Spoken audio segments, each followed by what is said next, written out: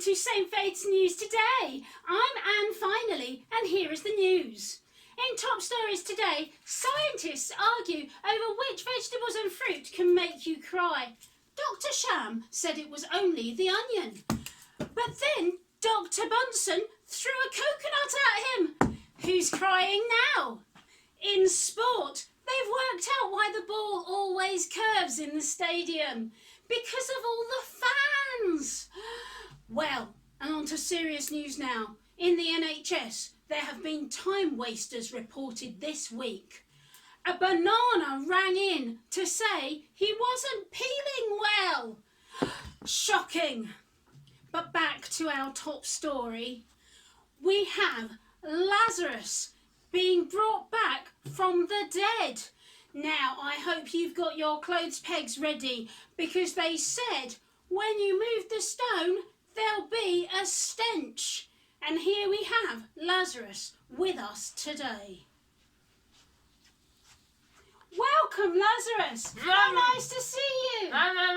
Oh, I'm so sorry. Let me just take this off for you. Oh, hello.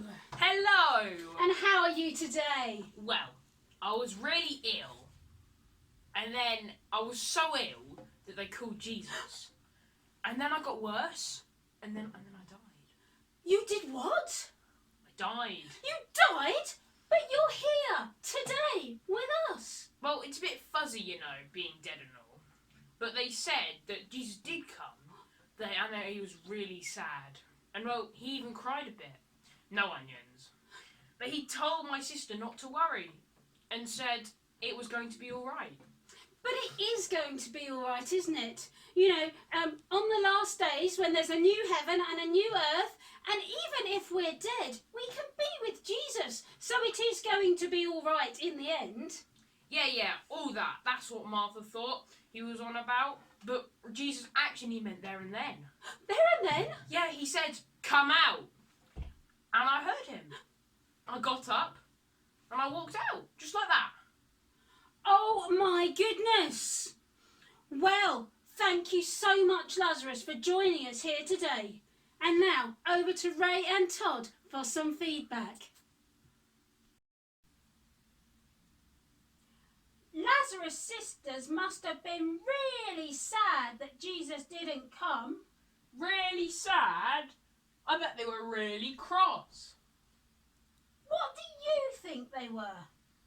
Do you think they were sad or cross that Jesus didn't come? Talk to the person next to you or have a little think.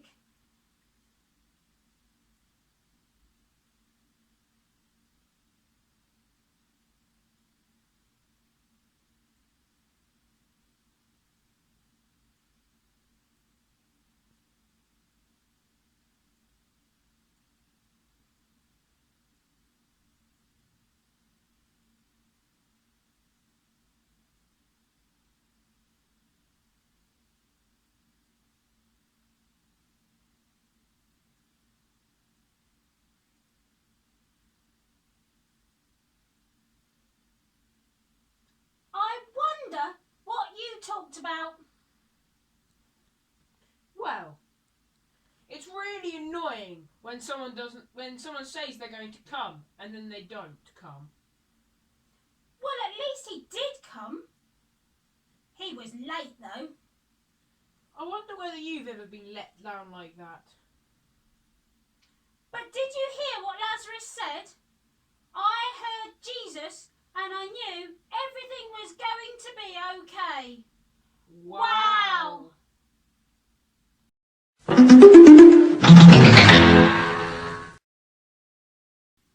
Good morning everyone and welcome to the family section of Sundays at 11 today. It's been interesting hearing about Lazarus, hasn't it? I wonder, it's quite hard at the moment, isn't it, to imagine what it would be like to be on your own and shut away somewhere dark. You're probably in a very busy house with lots of people around you. But we're going to take a moment now to think and imagine what it would have been like for Lazarus in that dark cave. Can you close your eyes? Maybe you could curl up somewhere. It's going to be very dark in there, isn't it? And then you hear a voice, the voice of Jesus saying, "Come out." And you open your eyes and Jesus is there. And you know everything is going to be all right. I wonder how you like to hear the voice of Jesus. Maybe you hear Jesus in songs that we sing at church. Maybe you hear Jesus when we read the Bible together. Perhaps you've been watching some videos on the computer, on the internet. There are lots of different ways to hear Jesus' voice. Sometimes we hear Jesus when we're praying together too. We're going to sing a song now that reminds us that it doesn't matter how far away we feel, that nothing can separate us from God. And Jesus' voice is just there calling to us. So over to Kevin, and up you get on your feet for How Broad, How Long. In Ephesians 3 verse 18 and Romans 8 verse 38, they talk about the love of Christ, the love that is so great. How broad, how long, how high, how deep is the love of Christ? How broad, how long, how high, how deep is the love of Christ? And again, how broad, how long, how high, how deep is the love of Christ? How broad, how long, how high, how deep is the love of Christ?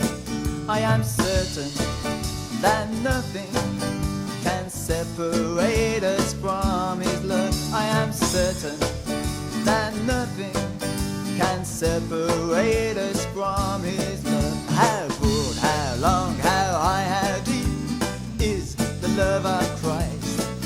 How broad, how long, how high, how deep is the love of Christ?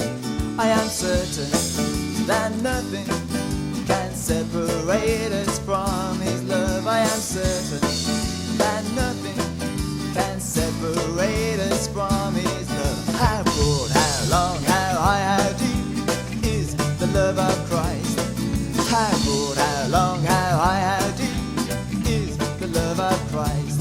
I am certain that nothing can separate us from His love. I am certain that nothing can separate us from His love. How broad, how long, how high, how deep is the love of Christ? Keep up. How broad, how long, how high, how deep is the love of Christ? And again, how broad, how long, how high, how deep is the love of Christ? How broad, how long, how high, how deep is the love of Christ? In Ephesians 3 verse 18 and Romans 8 verse 38, they talk about the love of Christ, the love that is so great. We can't get together with our friends at the moment, and we can't do those normal things that we like to do. And that can make us a little bit sad and frustrated, like Mary and Martha were in our story. That doesn't mean that Jesus isn't with us. We're going to take a moment now to pray together. So close your eyes and maybe put your hands together or hold hands with the people you're with. Dear Jesus, show us that you are with us all the time. We're sorry for when we think you have let us down. Help us to know we can trust you. Please help us to listen to your voice, however that is, and to look after one another. Amen. We're going to go back to the normal service now, so I hope you can cut into the feed that's coming live over YouTube. See you next week.